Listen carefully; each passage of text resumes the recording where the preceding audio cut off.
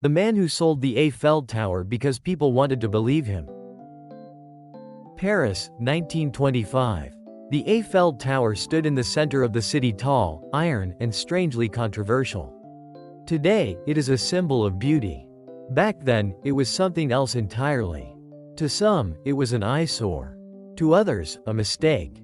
And to one man, it looked like something no one else had considered, a product. I could sell that, he thought. And somehow, he did. The ugly tower no one would miss.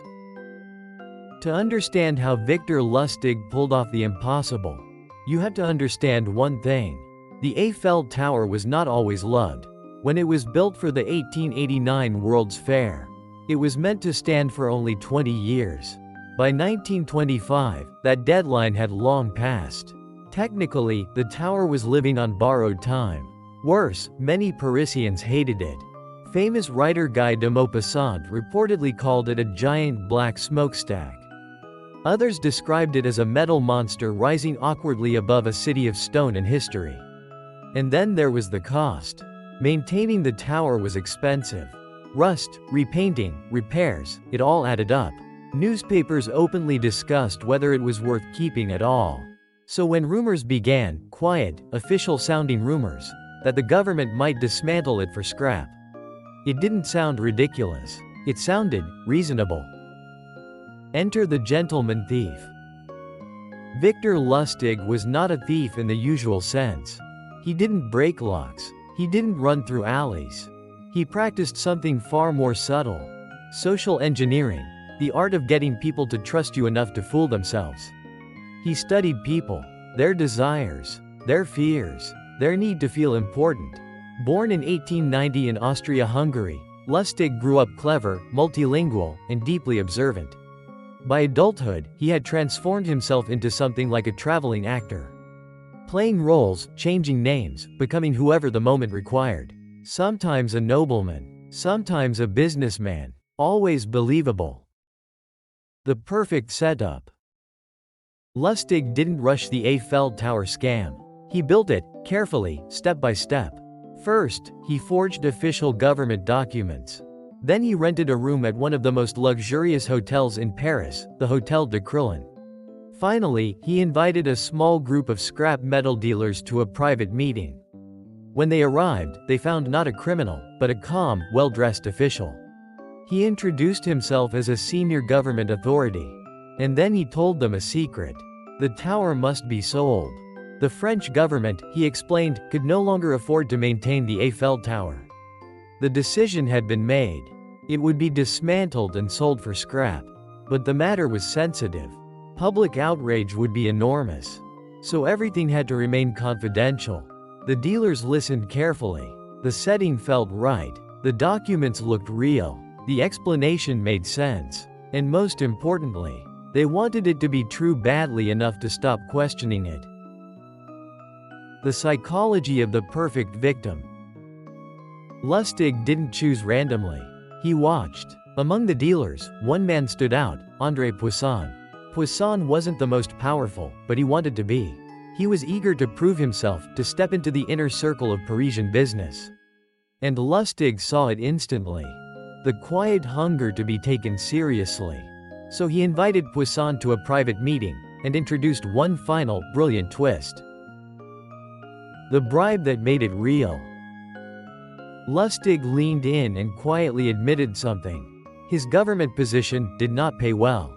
If Poisson wanted to secure the deal, a personal payment might help. It was corruption. And strangely, that made everything feel more real, because real power is rarely clean. So Poisson agreed. He paid approximately 70,000 francs, equivalent to over $1 million today, including both the purchase and the bribe. And just like that, he bought the Eiffel Tower. The quietest crime ever committed. Then Lustig disappeared. He fled to Austria and waited for the scandal. But nothing came. No headlines. No police chase. Because Poisson never reported the crime. He was too embarrassed. And Lustig realized something extraordinary. Shame is often the con artist's greatest ally, because it keeps victims silent. So he returned to Paris. and tried to sell the Eiffel Tower again. The money machine that needed 6 hours. The Eiffel Tower wasn't even his most clever trick. One of his most famous scams was the so-called Romanian box, a machine that could copy money.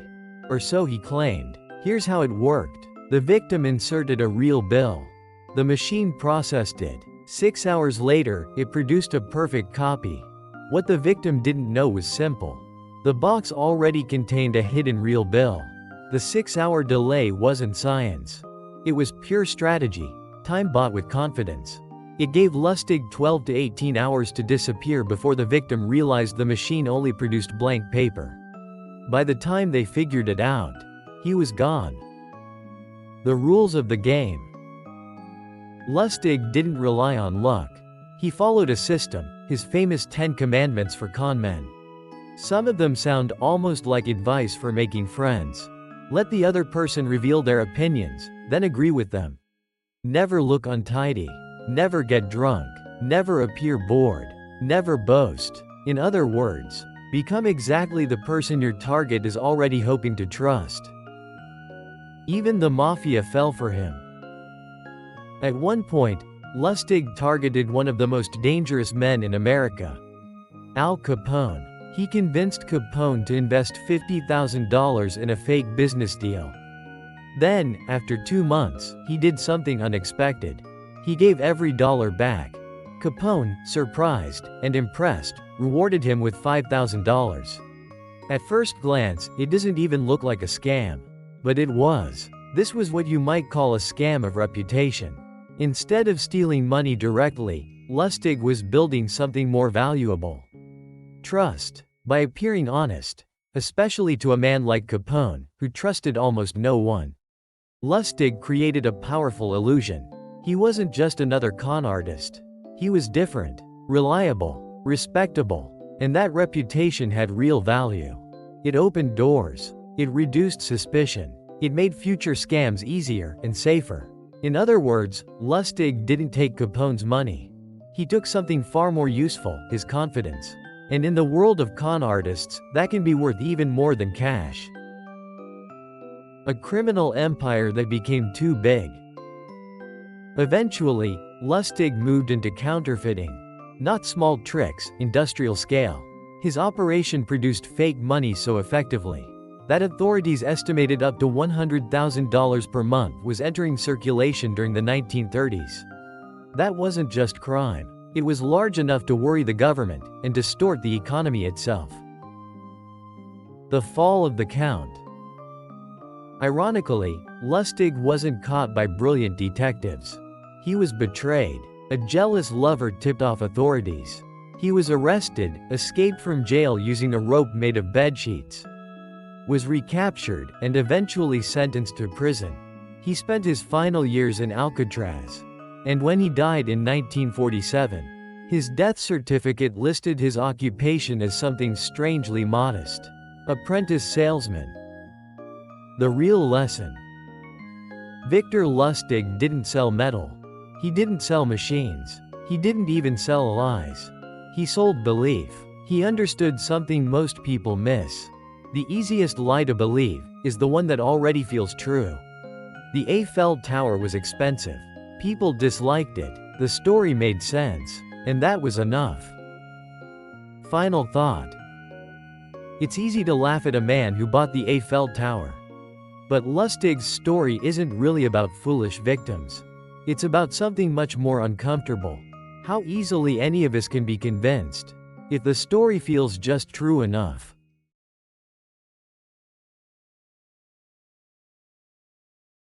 It's time to study new words in context. 1. Eyesore. Definition: something that looks very ugly or unpleasant. Example: the old broken building was an eyesore in the neighborhood.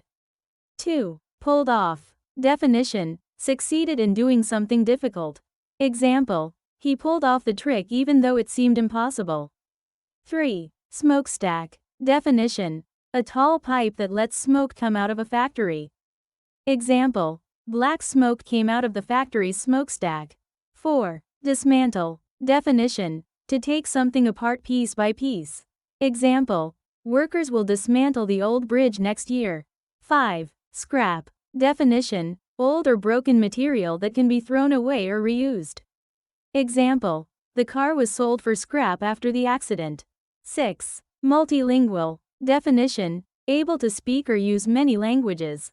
Example: she is multilingual and can speak English, French, and Spanish.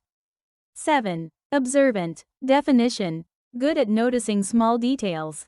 Example: the observant student saw the mistake in the book. 8. Forged. Definition: made a fake copy of something, usually to trick people. Example: he forged a signature on the document. 9. Stood out. Definition: was easy to notice because it was different or special. Example: her bright red dress stood out in the crowd. 10. Counterfeiting. Definition: making fake money or fake products to trick people. Example: he was arrested for counterfeiting fake bills. 11. Distort. Definition: to change something so it is no longer true or clear. Example: the story was distorted as it spread from person to person. 12. Tipped off. Definition: secretly gave information or warned someone. Example: someone tipped off the police about the crime. 13. Apprentice salesman. Definition: a beginner who is learning how to sell things.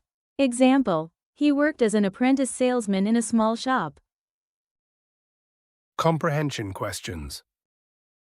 1. Why was the Eiffel Tower easier to sell in 1925 than today? Answer: because many people disliked it. It was expensive to maintain, and it was originally meant to be temporary. 2. What did some people call the Eiffel Tower at that time? Answer: some people called it a giant black smokestack.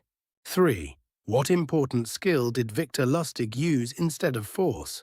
Answer: he used social engineering, which means understanding and influencing people. 4. What kind of person did Lustig pretend to be during the scam? Answer: he pretended to be a high-ranking government official. 5. Why did Lustig choose the Hotel de Crillon for the meeting?